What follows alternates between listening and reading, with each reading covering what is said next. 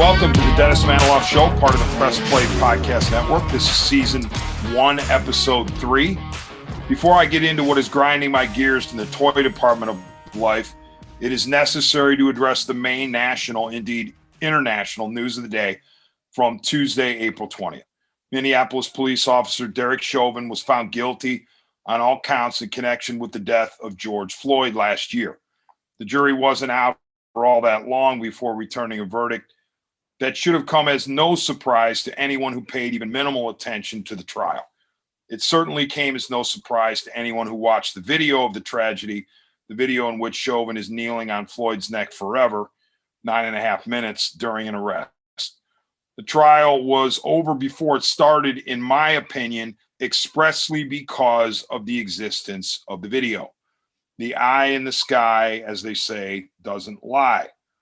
That video clearly shows a terrible miscarriage of justice occurring, and it resulted in the tragic loss of life. George Floyd never should have died that day. He died because of the actions of Chauvin, and the jury agreed with me and countless others. I can't even imagine how difficult it is to be a police officer. It is a dangerous, often thankless job. Police officers put their lives on the line every day. But that wasn't policing. That was barbarism. That was inhumane. I don't care if an officer has an impeccable service record, and I don't care if the alleged perpetrator has a rap sheet a mile long. No officer under any circumstances ever should be allowed to get away with that type of conduct. The officers I know and know of never would act that way. All that said, I found it disgraceful and repugnant and just plain dangerous that during the trial and in the run-up to the verdict, there were threats of looting, pillaging, vandalizing, defacing, rioting, you name the criminal activity, if the verdict was anything but guilty across the board. You want to protest anything lawfully? Fine, have at it. This country provides plenty of latitude and protections for peaceful protests and demonstrations. But you've completely lost me when you choose to take an event such as a verdict in a murder trial and turn it into an excuse to break the law, as an excuse to mess with someone else's livelihood or life that has no connection to what you're protesting or what you're committing illegal activity for. I've never been able to figure out how a verdict in Minneapolis correlates with defaming or burning a building in Minneapolis or anywhere else, no matter race, color, creed, ethnicity, gender, or political leaning. And it's bad enough when the quote-unquote average Joe or Jane makes a threat.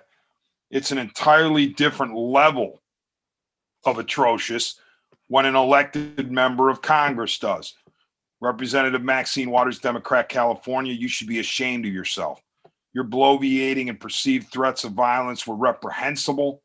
The judge in the Chauvin case said before the verdict that those comments might even give the defense something to work with if there's an appeal. If Donald Trump can be banned from social media platforms, Maxine Waters sure as heck better be. And as far as the Jane and Joes go, it is remarkable to me how someone with a podcast that has "Burn It Down" in the title, rhyming with a name, is even allowed to have a podcast. I don't care who you are, no matter race, color, creed, gender, religious affiliation, any of it. Nothing outside of the battlefield during wars should be viewed as some sort of ticket to lawlessness and violence. If we as a civilized society can't maintain our hold on law behavior, if we can't stop at the door of any type of violence and expressing ourselves, then we don't have a civilized society anymore.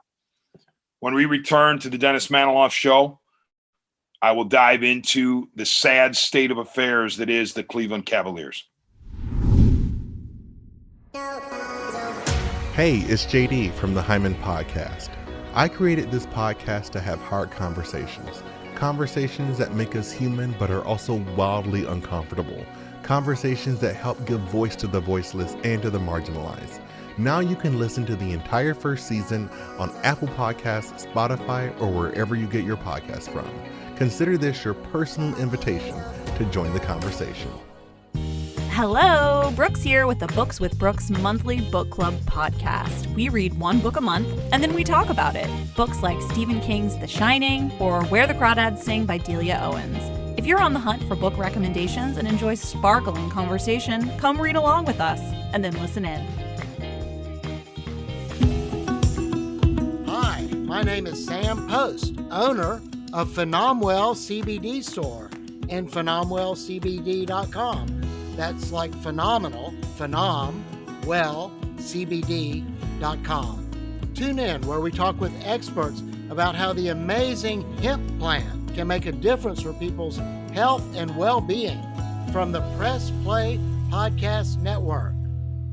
Want to hear more about your favorite TV shows and movies that are on countless streaming services? Then listen to Up Next with your new favorite hosts, me, Kristen Aviles, And me, Christina Walter. Every other week, we'll highlight one genre, but 2 movies or TV shows, one old and one new. We'll let you know what's hot and what's not from your favorite or least favorite streaming services. And be sure to stay tuned to the end of each episode where we shout out an artist whose name you should know for their talent in the industry. So follow us to stay up to date with your favorite hosts from Up Next, a part of the Press Play Podcast Network.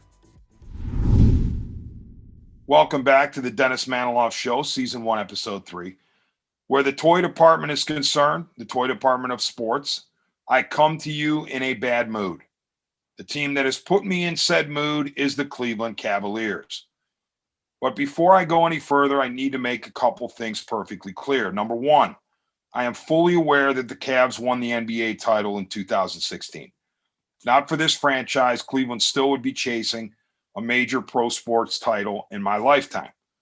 Cleveland had not celebrated one since the '64 Browns won the NFL championship. So I will always cherish the Cavs' ending of the half-century plus of misery, and I know the franchise's place in history is secure with that title. Number two, the draft in any sport is important, exponentially so in the NBA. Because the NBA annually has so few teams that realistically can compete for a title, if the rest of the franchises and their fan bases are being honest about it, it means that looking ahead to a given draft is a 11 3/4 months endeavor. And number three, the Cavs are rebuilding. Did you know that? Because has that ever been mentioned? Did you know the Cavs are rebuilding? There. I got the preface out of the way. Nobody can accuse me of failing to recognize the importance of the Cavs winning in 2016 or the NBA draft or acknowledging the fact that the Cavs are in a rebuild. I can proceed with articulating my disgust with the current iteration of Cleveland's NBA team. I can't remember the previous time I've been this frustrated.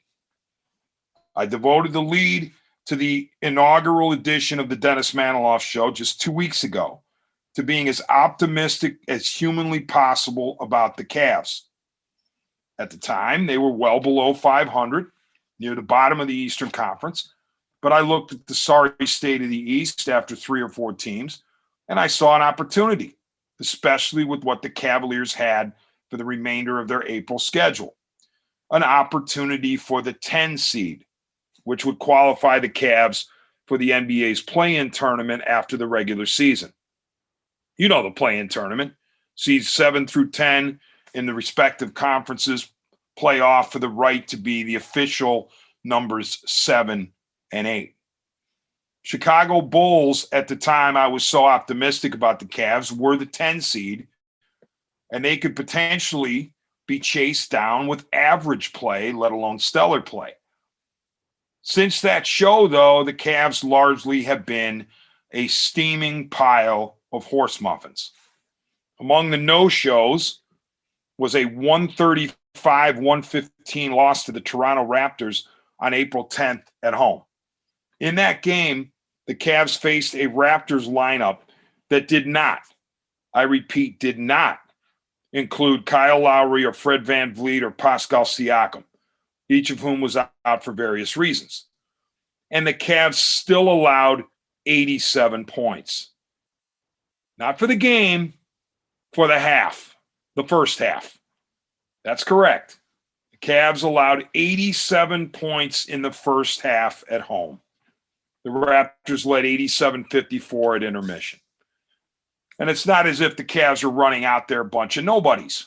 They started a $31 million man at power forward, Kevin Love, former All-Star and NBA champion, number 5 pick overall in the 2008 draft. They started the number 8 pick in the 2018 draft, Colin Sexton, and the number 5 pick in the 2019 draft, Darius Garland, and the number 5 pick in the 2020 draft, Isaac Okoro. Bench help included Taurean Prince. No matter. The Raptors clowned the Cavs in Cleveland on Cleveland's court. What was doubly troubling about this particular defeat was that the Cavs supposedly were hot at the time the game tipped off. They had a 2-game winning streak, both blowouts and both on the road. San Antonio, Oklahoma City. The next game was a competitive one. The next game after Toronto was a competitive one against the New Orleans Pelicans, and the Pelicans won 116-109 in Cleveland. But the Cavs played well enough and led by 1 with 2:51 remaining. They had sent a message that the Raptors' meltdown was an outlier, that the hunt for the 10 seed was back on, or so I thought. Well, they proved it 3 days later when they handled the Charlotte Hornets, a top 8 seed in the East, 103-90 on the road. Cavs lost their next game, 119-101 to Golden State in Cleveland, but I wasn't the least bit fazed. At the outset of April, when I mapped out the Cavs' path to the 10 seed, I factored in a loss to the Warriors and a loss to the Pelicans for that matter. The Cavs were going to be up against it versus New Orleans. If Zion Williamson played, he did. And they were going to be up against it versus Golden State if Steph Curry played. He did. Trust me, those defeats didn't bother me. They didn't frustrate me, especially given that the Cavs got a game in between them at Charlotte that I didn't thought they would get. And the Cavs were getting healthier. Then came the disaster in Chicago on April 17th against the Bulls, the 10th seed in the East. The Cavs starting lineup was Love, Okoro, Jared Allen, Sexton, and Garland. Allen had returned from a concussion.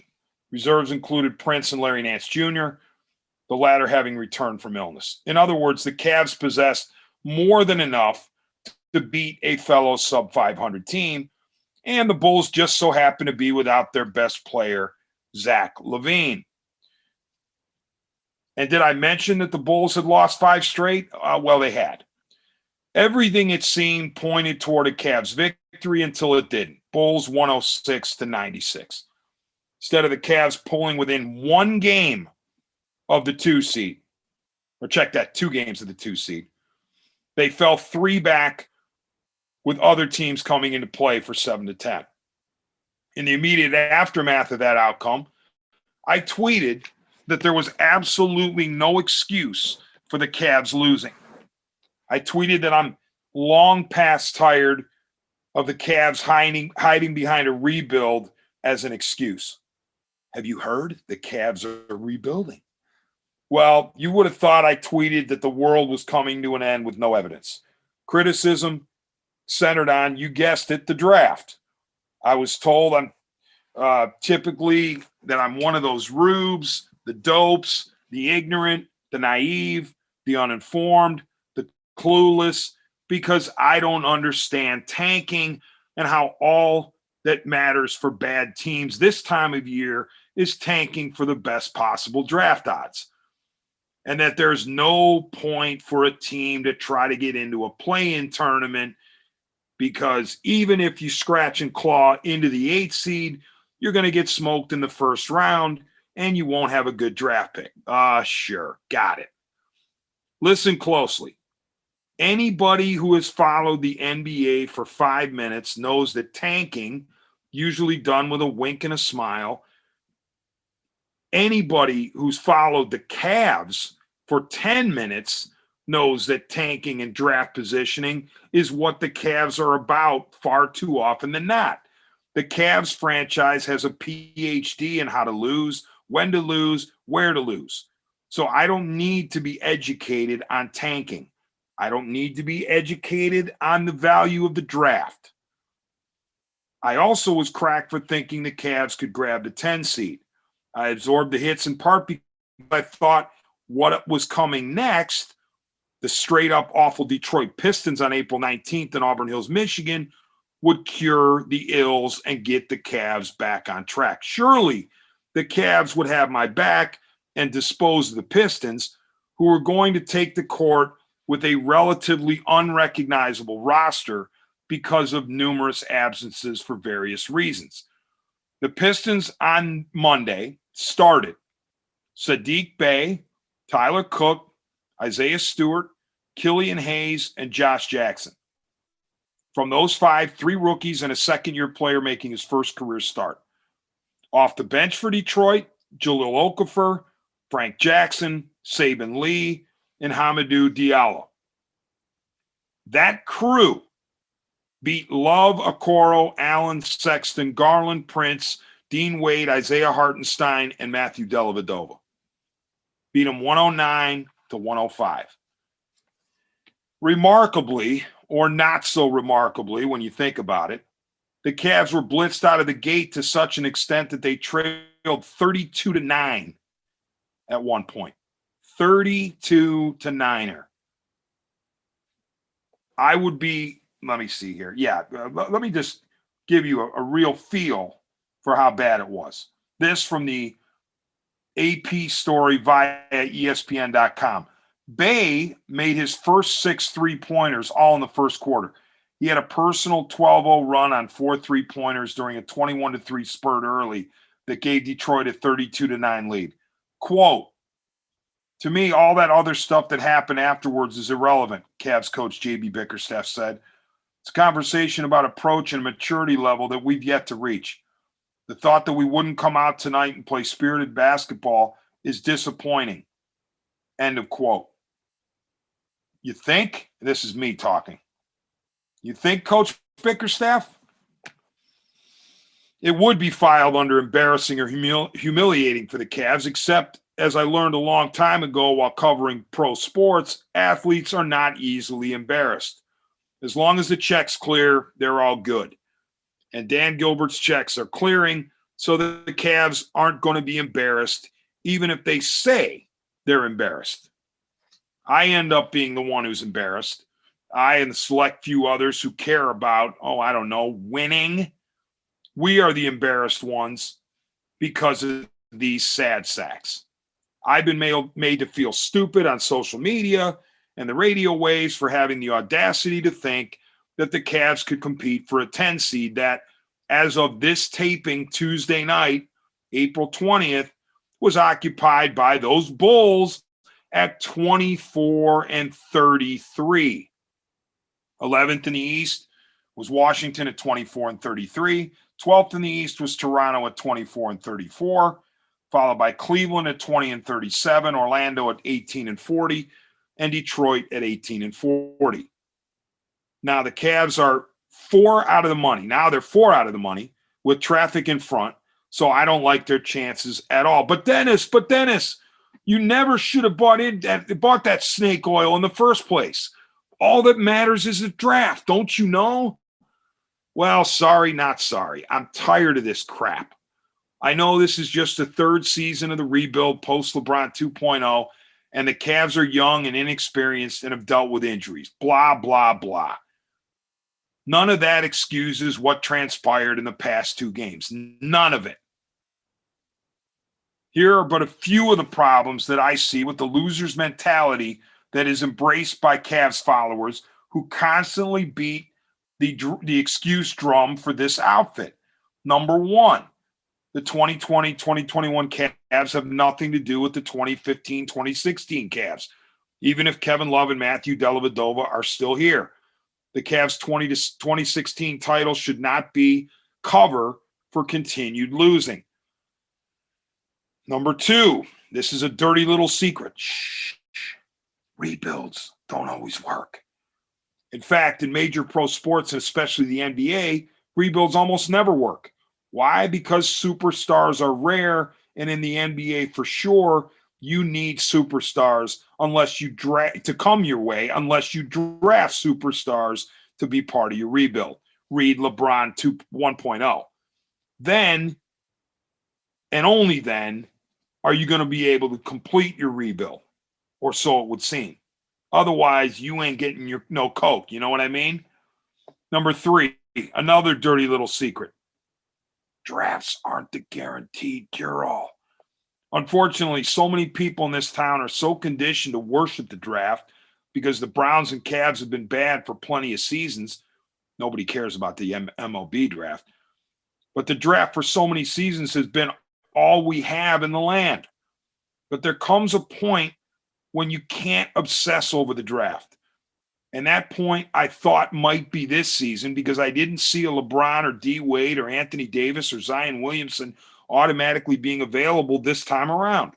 The top of the draft is supposed to be really promising, but I don't buy that any one of them is guaranteed for elite level, carry a franchise to glory stardom.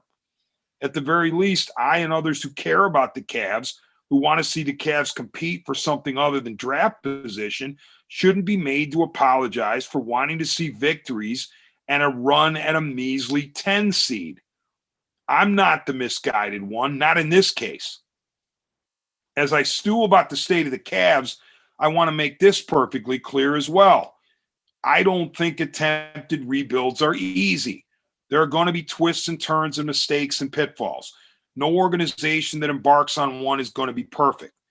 But there's no getting around the reality that at this point, at this stage, the Cavs rebuild post-LeBron 2.0 under GM Kobe Altman has some glaring miscalculations. Among them, the hiring of unproven NBA coach John Beilein, who didn't even get through one season, the 2019-2020 campaign. The signing of Kevin Love to a 4-year, $120 million extension. Love, if he were the picture of health, would be overpaid at 4 for $120. That he's on again, off again because of various injuries and ailments makes this contract one of the worst in active major pro sports. And to think the Cavs are on the hook for 2 more seasons of Love at $30 million plus per. Another issue, the back-to-back drafting of Colin Sexton and Darius Garland. Both are young and have progressed in their careers to date, but are they a starting back you can build around on the way to a title? Plenty of questions that need to be answered. Some critics would argue they already have been. This duo is too small, 6'1" apiece, and lacking in defense and three-point marksmanship to carry the load in a 21st century NBA rebuild. Another issue, the acquisition of Andre Drummond. Signed during last season, Drummond exercised his player option this season for close to $30 million. He played well for the Cavs on balance until he and the Cavs decided to have him stop playing. Drummond sat from mid-February until the trade deadline in late March, then was bought out and signed with the Lakers. What was the point of signing Drummond in the first place? He's a veteran who plays a position, center, that has been de-emphasized in today's NBA. The Cavs couldn't possibly have thought he was going to be there if and when this rebuild comes to fruition. Another issue, the jettisoning of Kevin Porter Jr. Only GM Kobe Altman knows the real story behind Porter's ousting, and Altman is keeping it close to the vest. Porter, who was supposed to be an elite athletic talent, running with Garland and Sexton, has moved on to the Houston Rockets. So, not only are rebuilds in general difficult to pull off, but they become even more difficult when you stumble as the Cavs have in certain areas. All right, when we return to the Dennis Maniloff Show, we'll wrap with a quick couple of minutes about the Cleveland Indians. You are listening to the Dennis Maniloff Show on the Press Play Podcast Network. Hey everybody, it's Sam Amico from Cavs on the Break NBA podcast. Be sure to give us a listen for all your Cleveland Cavaliers recaps, analysis, breakdowns, draft talk, free agency. The list goes on and on. Give us a listen, Cavs on the Break NBA podcast. Hey, it's Tito, host of the Premier Fantasy Podcast. Get all the news and analysis you need to dominate your fantasy league. I've been doing this as long as anybody in the business. I can help give you the edge in your leagues. It's the Premier Fantasy Podcast, part of the Press Play Podcast Network. Coming up on the next edition of the Regi and Rhoda Podcast, Reg, we're going to take this thing the night before the draft. What do you think's going to be happening, man? I hope Andrew Berry's got his sights on some fantastic edge rusher or cornerback, Kenny. I hope that's what the GM's got in his mind. We'll be giving you our picks, who we think the Browns should take at 26, or do we think maybe they're going to trade up? Do a little Monty Hall. Let's make a deal, Reg. What do you think? Barry going to roll the dice? That's what's coming your way the next time here on the Regi and Rhoda Podcast on the Press Play Podcast Network. Welcome back to the Dennis Maniloff Show, part of the Press Play Podcast Network. We've been talking Cavs. We shift to the Indians, unfortunately. Tonight, or earlier this evening, as we tape, we're taping late Tuesday. So early Tuesday evening, the Cleveland Indians opened a homestand with an 8-5 loss to the Chicago White Sox. The Indians slipped to 8-8 in losing their third of four because they were coming off of a series in Cincinnati in which they lost 2 of 3. The game, as far as the pitching matchup goes, was a rematch of the no-hitter pitching matchup for the White Sox. Carlos Rodon, who no-hit the Indians middle of last week in Chicago, was facing Indians right-hander Zach Plesac, who in that start in Chicago did not get out of the first. Well, this time Rodon was not nearly as sharp, but he improved to 3-0, 5 innings, 3 hits, 2 runs, 1 earned, 5 walks, 8 Ks. On the other side of it, Zach Plesac did get out of the first inning, but he struggled mightily again. 5 innings, 7 hits, 6 runs, no walks, 4 Ks. His ERA has ballooned to 6.75 as he dropped to 1-3. I don't want to read too much into early season results, but I will say that the Indians are what they say they are, and that is 8-8. This looks like a 500 team to me. I have wanted to believe since spring training that the strength of this team is going to be its pitching, specifically its rotation. When I thought that, though, I was including Zach Plesac. And I'm not saying that Zach Plesac can't get back together and you get it back together, and all pitchers go through slumps at some point. So maybe this is just a little 2-start hiccup for Plesac. It happens to come against the same team that's seen him twice in the span of 6 days. But Zach Plesac needs to pitch well in addition to Aaron Savale in support of Shane Bieber, and then you hope for good stuff from, Tristan McKenzie or Logan Allen at the back end of the rotation. But this rotation has to be good in order for the Indians to have a fighting chance, because there are too many uncertainties about this offense. And tonight or Tuesday night, the rotation member, Zach Plesac, just wasn't up to the task. And the White Sox, with a capable offense, took him apart and wound up putting up 8 runs. Now, the White Sox, for all of their hype coming into the season, they improved to just 9-9. So they had come into the game 8-9, so they're nothing to write home about either. So you're looking at 2 500 teams heading into what they hope is the second game of the series, Wednesday night, weather permitting, snow permitting. And I look at the MLB standings, specifically the AL Central, and this is what drives critics of the Indians crazy, people who wake up wanting to scream at the Indians every day and say that they're horrible, horrible, horrible, and the Dolans are cheapskates and the Dolans must sell. What kills them is when they look at standings such as this. Royals lead at 9-7.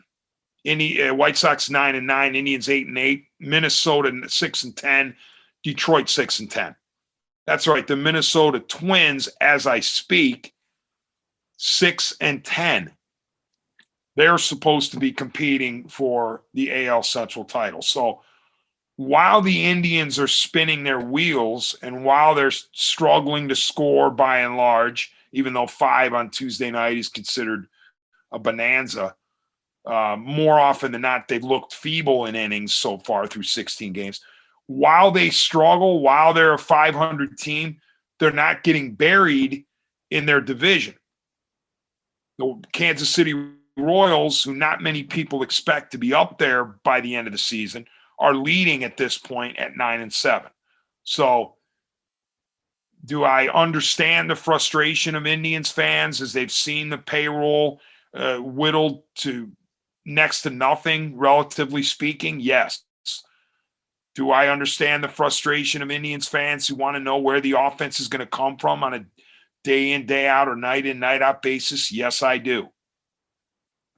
But I live in reality, and the reality is the Central Division allows teams to get away with certain things.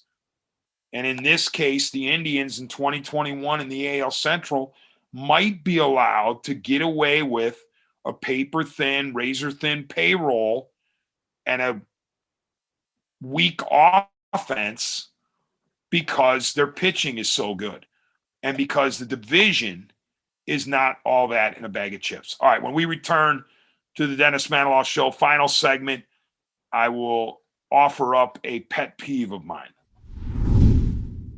Hi, my name is Jeremy Powell, co-host of the Oranges, Oranger, Browns podcast. Check us out anywhere you listen to podcasts. For all your Browns coverage, post-game, pre-game, anything you need Browns, you'll find it here on the Oranges, Oranger, Browns podcast.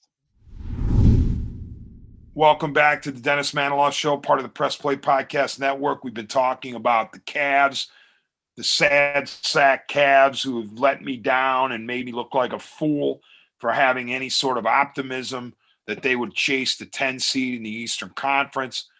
Talked a little bit of Indians who were middling through Tuesday, April 20th at 8-8, but they're only a game out in the Central because the Central is weak. And I thought we'd wrap it up with a pet peeve of mine. You know what? I was for social distancing before it was fashionable to social distance. Before the global pandemic hit, I would tell anyone and everyone, I don't like it when people are breathing down my neck, literally breathing down my neck. When I can feel the breath as I'm standing in line waiting to put my groceries on the conveyor belt, I don't want someone right in my face or right on my back.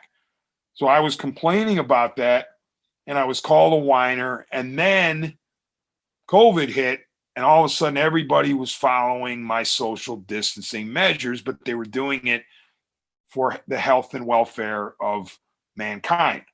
Okay, great. I'm all for that. The problem is we don't have social distancing for driving as well. We don't have social distancing with cars because you don't have to do that in the name of COVID. Therefore, even during a global pandemic, you have people on your bumper constantly, or at least on my bumper constantly. I don't consider myself an old fuddy-duddy. I consider myself a law-abiding citizen who drives within reason of the speed limit. In other words, we understand that a 45-mile-an-hour speed limit, you got a few miles an hour give. I recognize in the school zones you don't, but out on the highway or even in the residential street where it's 35, 40, 45, you might have a little bit of leeway. Well, I'm coming home the other day, and I'm minding my own business on a road where the speed limit's 40 miles an hour. and I'm going about 42, 43, acceptable. But I get a sports car behind me who just can't wait to get around me. And he's revving his engine while he's behind me as I'm driving a little bit. He's like, vroom, vroom, vroom. All of a sudden, he peels out to my left, zooms past me, and cuts in front of me as if he's, at the Indy 500 or Daytona, like super cool dude. I'm in my little piddly hatchback car, and he's in his, I don't know what, I'm not one of those car experts, but it was either a Maserati or a Porsche or something crazy. It looked all decked out with all kinds of lights and everything. So he zooms past me, and I look ahead and I see a couple of buses. One was a school bus, and then one was another bus, but it wasn't a school bus. And it looked to me like they were going kind of slow. So I'm thinking, man, this guy, for as antsy as he was and annoying as he was, peppering me and right up in my bumper, on my bumper and in my rearview mirror, maybe, just maybe, I'm going to be able to catch him. We drive about a mile, or I drive about a mile, and guess what?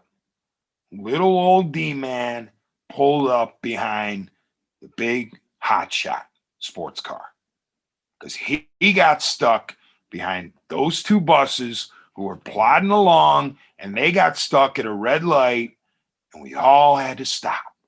And he had nowhere to go because traffic was coming in the other direction.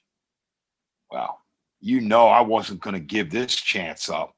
I rolled down my window and I waved to him. Yes, I waved. 5 fingers, not one. I waved to him. And you know what was kind of funny about it? He rolled down his window and he waved back.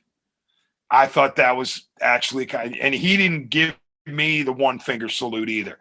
So the light turns green. He's itching to get past the buses. He can't get past them. And finally, he turns off into a development, presumably the development in which he lives. And no sooner do I celebrate having gotten rid of him, but another car's on my bumper. I finally get home and I'm thinking, why? Why do we continually do this on the nation's roadways?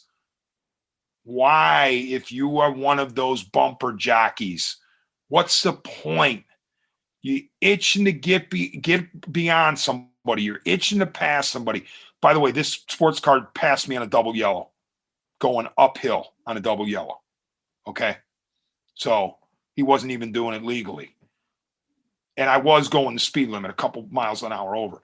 But why do I see so many people in such a rush that they force you to get jittery and nervous, and then they speed up only to slow down, and you wind up catching them anyway? What's the point, people who are in such a rush? So you picked up an extra 14 seconds for a little bit there, and you showed me, well, guess what? I wound up catching you anyway. So enough. Practice social distancing with cars as well as humans. All right, that's the end of season 1, episode 3 of the Dennis Maniloff Show, part of the Press Play Podcast Network. Thank you very much for listening. Make sure you subscribe to the network and tell a friend or friends or acquaintances or anybody you know to subscribe to the Press Play Podcast Network, Dennis Maniloff Show.